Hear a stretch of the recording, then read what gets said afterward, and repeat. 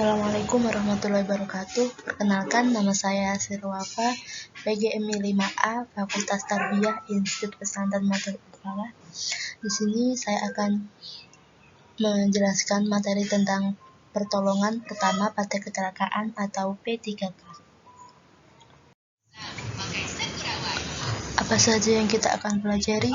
Yang pertama, pengertian P3K. Yang kedua, tujuan P3K. Ketiga, prinsip-prinsip P3K. 4. Alat dan bahan P3K. Terakhir, penanganan luka yang sering terjadi pada kecelakaan. Apa itu P3K? P3K adalah pertolongan sementara yang diberikan kepada seseorang yang menderita sakit atau kecelakaan sebelum mendapatkan pertolongan dari tenaga medis atau dokter.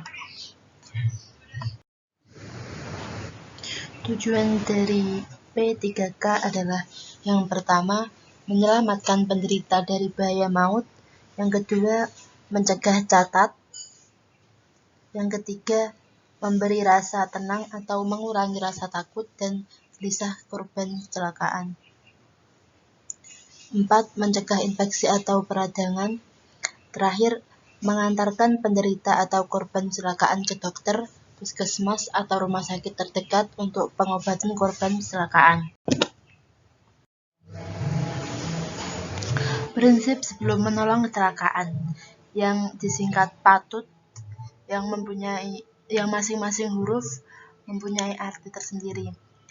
P. Penolong mengamankan dirinya sendiri terlebih dahulu sebelum bertindak. A. Amankan korban dari gangguan sekitar tempat kejadian sehingga bebas dari bahaya. T. Tandai tempat kejadian sehingga orang lain tahu bahwa ada kecelakaan atau bahaya. U. Usahakan segera menghubungi ambulan, dokter, rumah sakit, atau polisi. T. Tindakan pertolongan P3K berpedoman dalam urutan penanganan yang paling tepat. Prinsip-prinsip P3K. 1. Bersikap tenang dan tidak panik. Panik akan membuat seseorang tidak bisa berpikir secara jernih. Risikonya adalah kesalahan akan lebih tinggi. Kedua, berikan pertolongan dengan cara yang cepat dan tepat. Karena terlambatnya penanganan bisa berakibat fatal seperti kehabisan darah.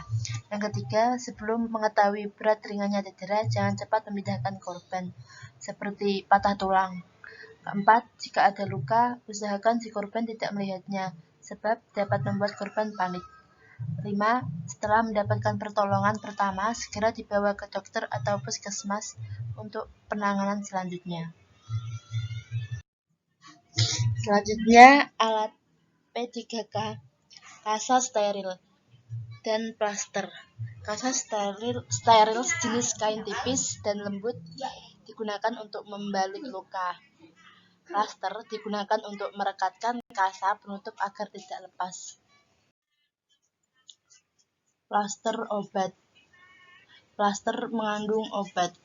Digunakan untuk menutup luka kecil yang telah dibersihkan, misal teriris benda tajam. Kapas digunakan untuk membersihkan luka atau pengolesan obat. Gunting dan senter.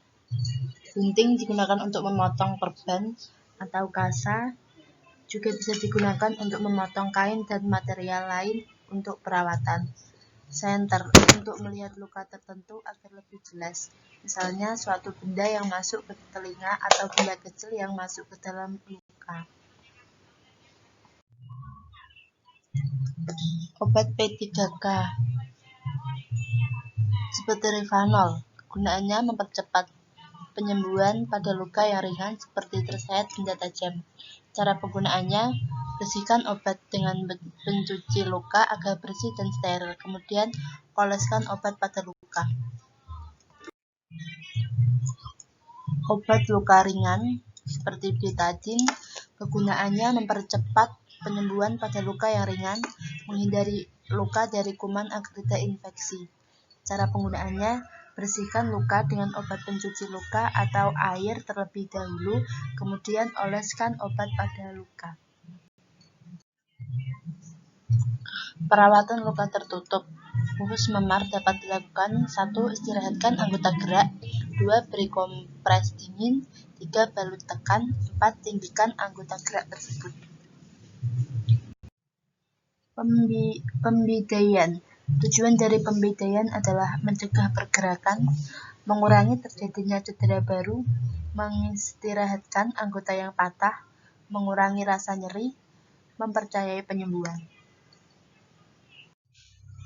Macam-macam pembidaian adalah: 1. Bidai keras. 2. Bidai traksi. 3. Bidai improvisasi. 4. Gendong atau belat dan bebat. Ketentuan umum pembidaian adalah membidai dengan alat atau cara apapun. Ada ketentuannya yang berlaku pada semua pembidaian. 1. Sedapat mungkin informasikan rencana tindakan kepada penderita. 2. Paparkan seluruh bagian yang cedera dan rawat pendarahan bila ada.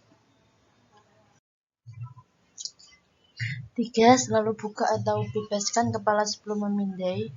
4. GGS atau gerak sensasi sirkulasi. PMS, awal proses sahabat 5. Siapkan alat-alat. 6. Jangan berupaya merubah posisi bagian yang cedera. Membidai dalam posisi ketika ditemukan. Jika ada luka di kepala, bidai meliputi kepala, misal luka di dahi. Kamu tengahnya harus tempel di luka. Usaha dipelintir, jangan hanya disilang, dan diikat di atas luka. Ikat simpul 8. Lapisi bidai dengan bahan yang lunak dan memungkinkan. Kalau ada luka terbuka, kamu harus ceritakan sepsis, antiseptik. Kalau ada pendarahan. Dan jika disediakan sarung tangan, pakai sarung tangan. Jika tidak disediakan, hanya cuci tangan saja. Ikatan jangan terlalu keras dan jangan terlalu longgar. Selalu ingat, bagi 2 rata biar ikatnya lebih gampang. Selesai dilakukan pembidaian, dilakukan pemeriksaan gerakan, jangan membidai berlebihan. Jika lukanya di tempura, 1. Tempel di atas, lalu ikat ke bawah di belakang kuping. Sebelah atas kuping, yang satu ke depannya, yang ke belakang diputer. Diikatnya di atas luka lagi. Semisal jika luka di mata, usahakan tutup miring ke belakang dan dipelintir lagi. Kedepannya harus horizontal dan diikatnya tidak boleh di atas mata. Dan jika lukanya di dagu, ikat ke belakang harus salah satu, mau di kiri atau di kanan terserah. Di belakang kuping sebelah bawah. Yang pendek lari ke atas, yang panjang lari ke bawah, dan di bawah dagu diikatnya di atas. Jika terluka di siku, selalu ujungnya di siku membidainya. Ikat ke depan, yang satu ke atas, yang atas diputar ke bawah, yang bawah diputar ke atas, dan disilang. Dikedepankan lagi, baru diikat.